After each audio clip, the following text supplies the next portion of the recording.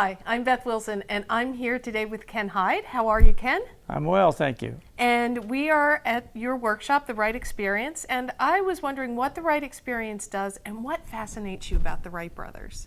Well, we're inspired by the Wright brothers, just the simple fact that they were so secretive about their work and how they were able to use just simple math to develop the airplane when no one else could do that.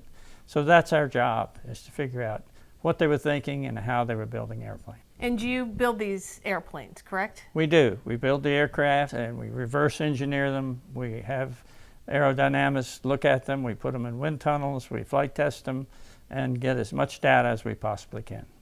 And are you all fearless enough to fly these things? Oh yes, the airplanes need to be flown to really have the full joy of the work that we do. So the 1902 glider and the Wright Model B are all airplanes that we've flown, plus the 1903 Kitty Hawk Flyer.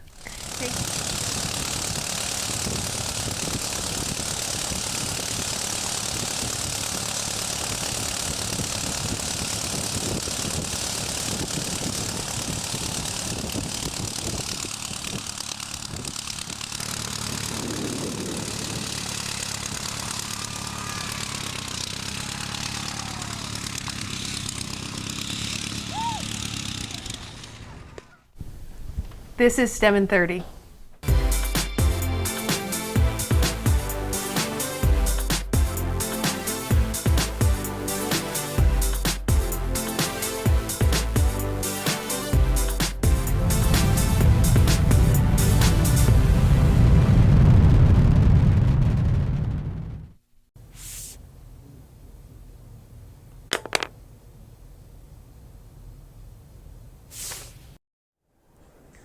Hi, I'm Beth Wilson, and I'm coming to you live from the Wright Brothers Gallery at the National Air and Space Museum. And today we are talking about this airplane. Does anyone know what this airplane is? Any guesses? Okay, well, this is the very first airplane. This is the built by the Wright brothers. It was the first successful airplane to ever fly, and today is the 100th and 11th anniversary of that flight, and that's why we're talking to you today. So what we're going to do is I'm going to ask you all, my students here from Below Pierce, what do you need to fly? What do you need? Wings. You need wings. And here on my desk, I know it's a little hard for you all to see it, but I have a wing, and you can tell it's a wing shape because it's fat at this end and then it tapers and it gets thinner at this end. But just as important as this shape is this shape, okay? Now I know this is a little hard to see, so I've got a larger one. So what we've done is we've essentially taken an airplane wing and sliced it up so that you could see this section. This is called an airfoil. Now an airfoil is curved on the top and it's flat on the bottom. And the way an airfoil works is if I had wings, okay, I would be going down the runway and the air would hit the leading edge or this front part of the airfoil, and some of the air would go over the top and some of it would go under the bottom. Now the air on the top starts moving more quickly, and this faster moving air creates a lower pressure. So there's less air pushing on the top, but there's greater pressure up underneath, and these two try and equal out, and that's what lifts a wing or an airplane into the air. Now I know this is hard for you to understand by me just telling you. So you all here in the museum have a piece of paper, right? So I want you all to pinch either end of your piece of paper, and we're going to put this on our top lip, and we're going to blow. But before we blow, which way is the paper going to go? Is it going to go up or is it going to go down? Up. All right, let's try. Right, so the paper goes up simply because you are pushing, your breath is pushing the paper up into the air. Now, we're going to do the same thing, but we're going to put the paper on our lower lip right here. And we're going to blow, but before we blow, which way is the paper going to go? Is it going to go up or is it going to go down? Down, let's try. 1, 2, 3. Which way did the paper go? Up. And it went up because you had faster moving air over this top surface that created a lower pressure, and that lifted the paper into the air. Now, the Wright brothers knew that in order to make a good wing, you'd have to have a good airfoil shape. And they tested those airfoil shapes in a wind tunnel. And right here we have Tom Crouch, Senior Curator, and Paul Glenshaw, and they're going to talk to us a little bit about the Wright wind tunnel. Thanks, Beth. Well, this, as Beth said, is the Wright wind tunnel. Not the real one, but it's an exact replica of it. And it's pretty simple. It's just a wooden box down here, and there's a fan inside this metal housing. So the fan moves air through the wooden box. But the neat part is what's inside the tunnel. This thing is called a balance, and it's what the Wright brothers used to get the data on their airfoils. The balance is just a thing. You put little model wings, just like this one. You can see that this one has cambers curved, just like Beth's wing was. And so when you turn the wind tunnel on, the little wing reacts just the way a wing does in the real air. So Paul, you want to show us what happens here? Thanks, Tom. Yeah, what I'm going to do, what the balance does, is very similar to what you might do if you put your hand outside a car window while it's moving. If you put your hand out just like this, it's going to blow straight back. That's called drag.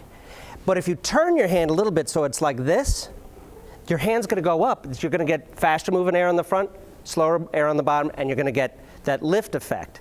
And so what the Wright brothers did is they created a little balance where on the bottom we just have little metal fingers that only make drag, and they turn the balance one way, and we have the wing which wants to turn the balance the other way. So what I'm going to do is turn the tunnel on, and I'm going to block the air off to the wing. So we'll see the drag turn it one way, and then I'll pull it away. The wind will hit the airfoil, and it'll actually create lift. So we'll look at it up here in the mirror.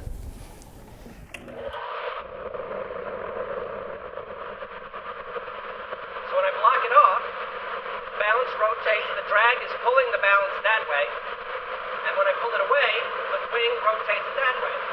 So that's drag, and that's lift. So it's operating in the wind tunnel, just the little model wing, just the way a real wing does in the air. And what the Wright brothers did is they started playing with the shape of the wing. They had some that were square, some that were long, and they measured them all exactly the same way, and they started to see that long, skinny wings were going to work much better than short, stubby wings, which is what they had been using. Thanks, Paul. Thanks, Tom.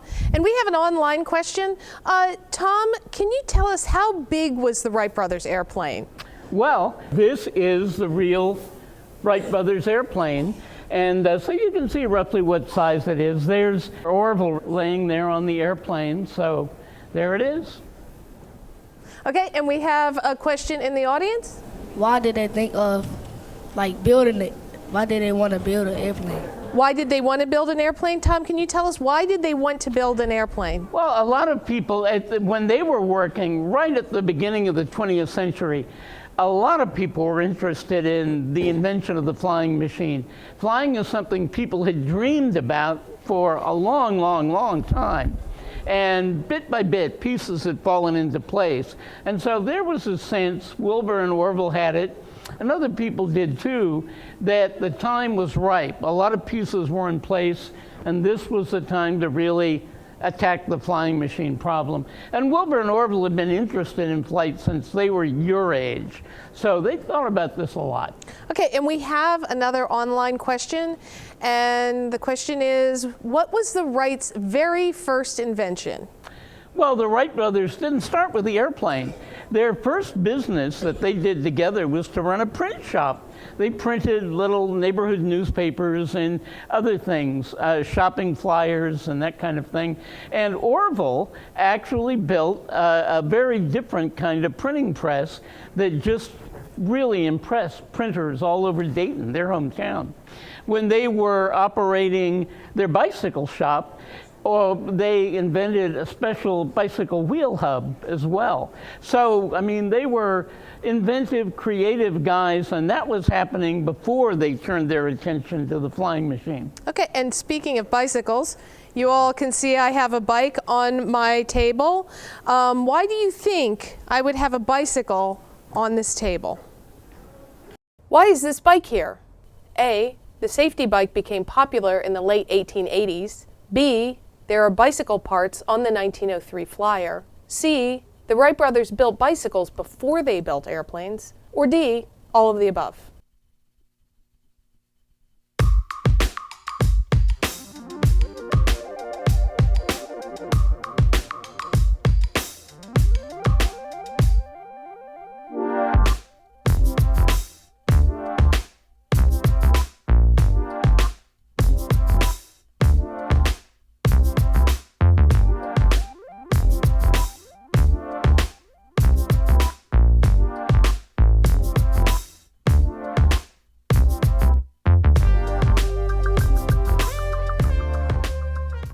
Okay, so if you said D, you were correct.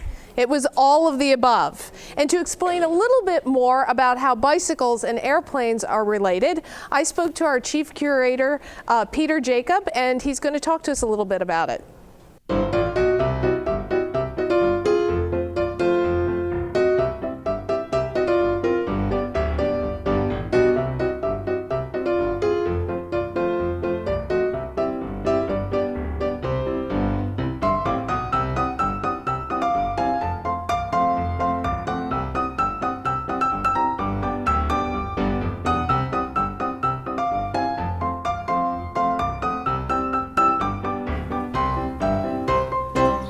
Peter, you're chief curator of the museum. Why are you riding a bicycle in the museum? Because a bicycle is a wonderful way to show something really important about how the Wright brothers invented the airplane. And what was that? Well, an airplane, of course, has to be controlled. If you can't control the airplane, you're not going to be very successful in the air. And an airplane is very similar to a bicycle in that an airplane, although it's very unstable, is very controllable, just like a bicycle. Now, if you look at a bicycle, if you let it go, look at that. It falls over. It's totally unstable. But when you're riding it, by turning the wheel and leaning in and out, you can make it very controllable. And the Wright brothers took that idea and transferred it to the airplane. Now, before the Wright brothers got involved with airplanes, they were bicycle manufacturers. In fact, we have one of their original bicycles right here in the case. So are there any other connections between bicycles and the first airplane? Yeah, being very familiar with bicycle technology, the Wright brothers were able to transfer some of those ideas to the airplane. In addition to the control, if you look very carefully on the bicycle, you see the way the pedals and the wheels are connected is with a chain and sprocket transmission system. So when you turn the pedals, you see the wheel turns. If you look at the airplane, you see they use the same technology to connect the propellers to the engine. Oh, that's great. Okay, but no more riding in the museum, all right? Okay, as long as we get the ideas across, I'll stop writing. Thank you. Okay, so as Peter mentioned, you have to be able to control an airplane once you get it off the ground. And the first way to control an airplane is pitch. It's this up and down motion. And this is controlled by the elevator in the front. An easy way to remember that is an elevator in a building only goes up and down, and the elevator in the front of a plane controls the pitch. The second way to control a plane is yaw. It's this motion. This helps stabilize the plane, and it's controlled back here with the rudder. The third and final way to control a plane is roll. And roll allows you to turn a plane while it's in flight. So those are the three ways that you are able to control a plane once you get it off the ground. So let's have you all stand up, and anybody else watching, stand up. Put your arms to your side. Do not hit the person next to you. We're going to practice roll, pitch, and yaw. So let's start with pitch. Ready? Let's pitch. Okay?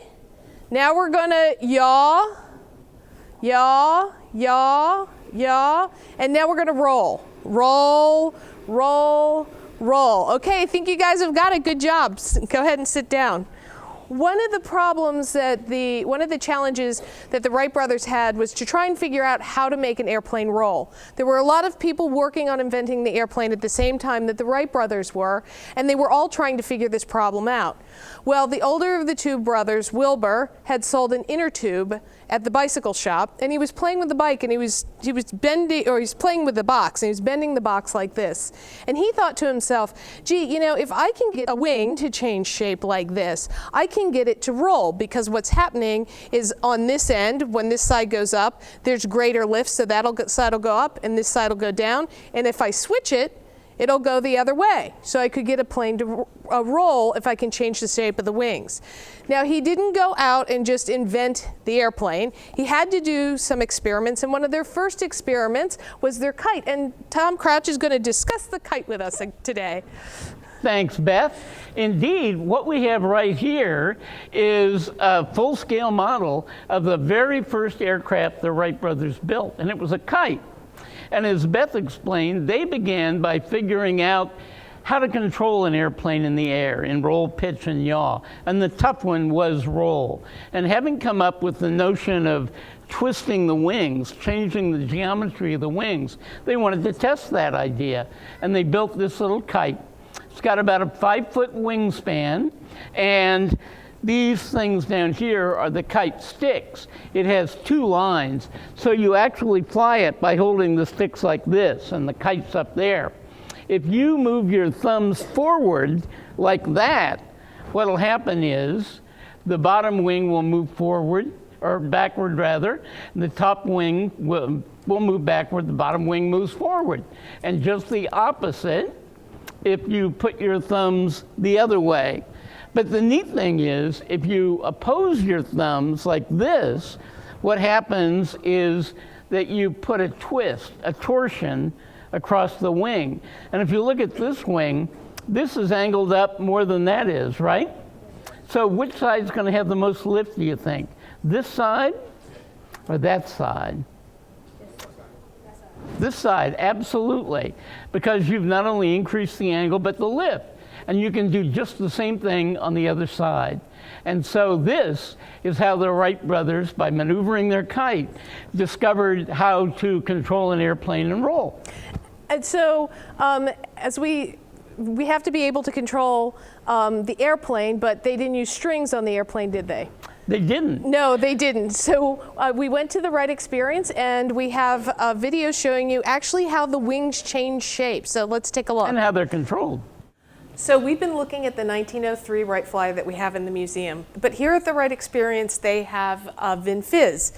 Do you want to tell us a little bit about this airplane and show us how the wings warp? Sure.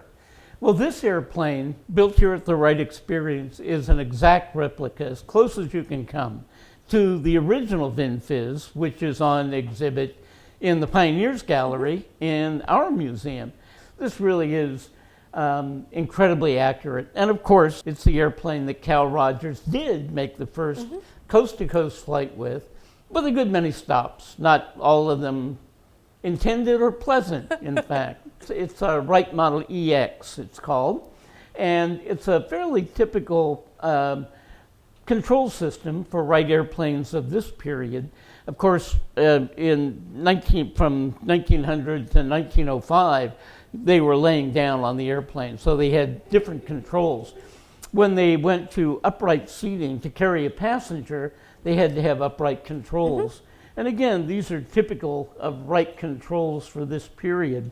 And this stick is the stick that warps the wings. You go back, and you can see the wings warp, and forward, back, and forward. And this is what we call the bent wrist control. This is the control that feeds rudder into the system. And that control is the pitch control that controls the elevator in the back of the airplane. Well, thank you very much, Tom. That's really interesting. So, Tom, we have an online question. How did the Wrights fly? How high did the Wrights fly? Well, in the beginning, with this airplane in 1903, really not very high, probably never more than 20 feet or so off the ground. But as they continued to practice and develop the airplane, by 1905, they'd been practicing for 2 years, and then they could fly basically as high as they wanted to and stay up as long as they wanted to. Okay, and I think we have one question from the audience? What's your question? My name is Mikhail, and my question is, what inspired the Wayne Bros? Oh, what inspired the Wright brothers?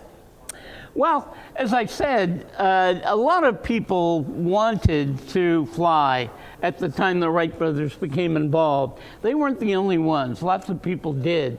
And the Wright brothers were really fascinated by problem solving difficult technical problems. That's really what made them get up in the morning and why they pushed forward with this. They really enjoyed that problem solving, and really that's what inspired them. Once they got started, they just couldn't let go until they had solved all the problems and were ready to fly. Okay, so do we have one more question? My name is Shaquan, and my question is, how long did it take them to build the airplane? How long did it take to build the airplane from the kite to the airplane? Well, they began again with the kite in 1899. They built 3 gliders to get used to flying and to develop the technology, 1900, 1901, 1902. And then they built the world's first powered airplane in 1903, and 2 more after that. This airplane was successful, but it wasn't really practical. By 1905, they had an airplane that would go up and stay as long as the pilot wanted it to and operate fully under control. So 1899, 1905. Okay, so we have this thing sitting on our block, and we're going to guess what it is, but I want you to give us one little hint before we start the clock. Well, when you look at the airplane, it's made out of what? Some wood, some fabric, and some metal. This is one of the metal parts of the airplane. Okay, so let's try and guess what it is.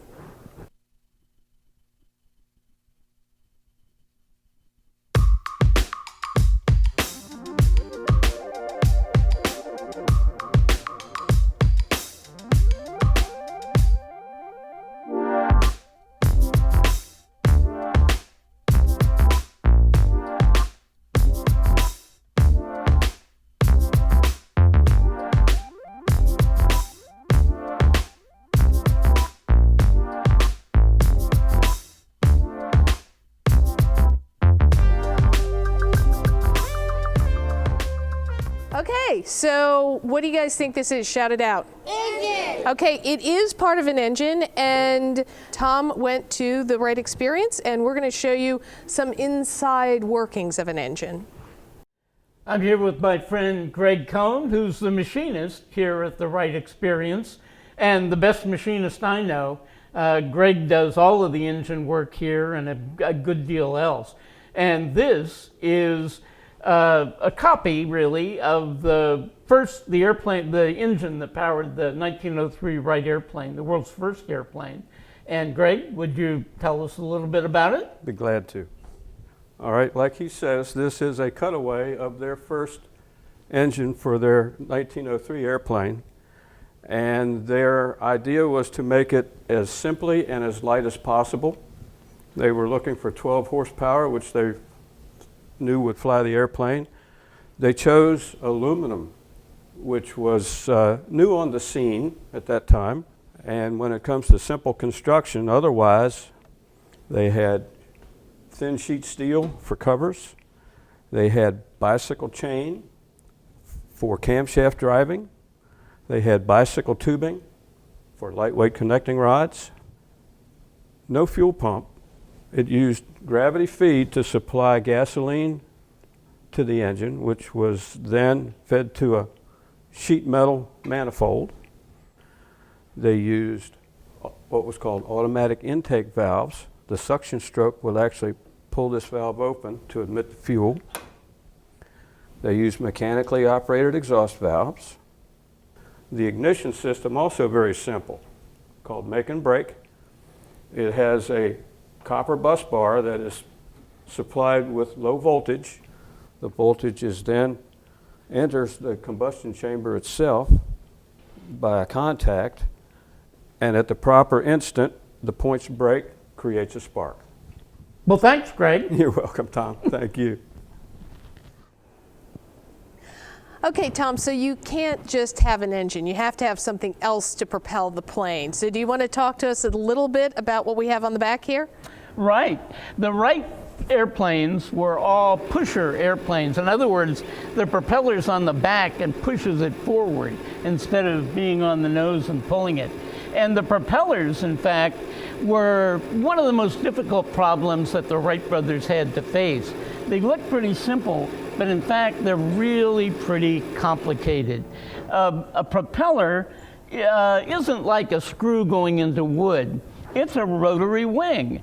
You drive a wing through the air and it generates lift. Well, the propellers are shaped like wings too, and as they rotate, they develop lift just like the wing.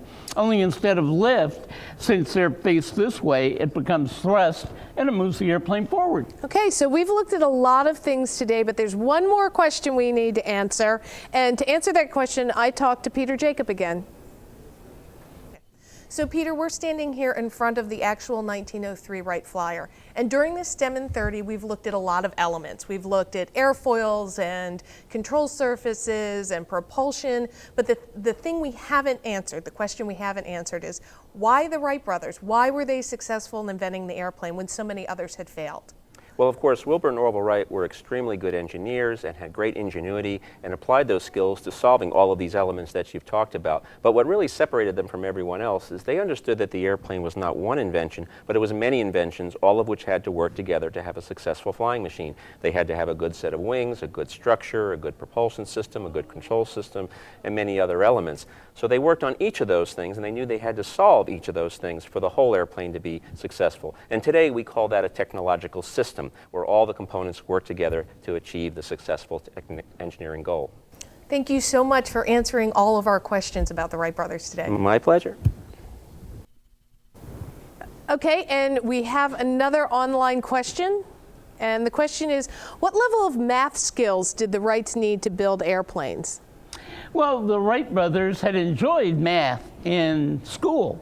They had algebra and they had geometry, and that was really the mathematics that they needed to do what they had to do to invent the airplane. Somebody a few minutes ago asked me how big the airplane was, and really that's something the Wrights had to figure out. They had to calculate using algebra and geometry how much wing area they were going to have to lift the weight of the airplane, the engine, and the pilot. So math was real important to the Wright brothers. Okay, and we have another online question. Why is it important to study the origin of flight today? Well, Rebecca, in fact, we fly today pretty much the same way the Wright brothers did in 1903. Airplanes don't look like this today, and in fact, the parts are in a different position sometimes. We use jets today instead of propellers, but the basic principles that they used of aircraft control, of studying aerodynamics and that kind of thing, that hasn't changed very much since 1903. So the basic principles were there in the beginning, and by studying those, we can understand how we got to where we are today. Okay, and so we actually have a simulator here that's going to show us how the Wright brothers flew in their airplane. So let's go to the simulator. Hi, it's Paul Glenshaw again, and I've got my co-pilot here. Tell us your name. Mikhail. And he and I are going to fly the Wright brothers' 1908 flyer that they brought here to Washington, D.C. To sell to the Army. And they flew it at Fort Myer, just across the Potomac River. So how this works is this. We are on the ground. Now put your hand up on the control, and we're going to fly together. I'm the guy who's going to get us in the air. Here we go. We are climbing. That's the pitch that Beth was talking about. And then I put the nose down again, so you can see that this makes the airplane climb, and this makes the airplane dive. Now I'm going to get us nice and steady, and you're going to help us turn. So if you push the sticks forward, you're going to see the airplane will start turning to the left. Now pull us to the right, which means come on back. Keep going until the airplane reacts. There you go. But not too much, because then we start to go down again. So push them to the left again. And what we want to do is get the airplane to Just fly nice and steady. Now we're going to see if we can land it right there on that field. This is 1908, so there's no airports anywhere. We can just land wherever we want. So that's STEM in 30 for today. I want to thank the Alcoa Foundation, Tom Crouch, and the Wright Experience, and we hope to see you again soon.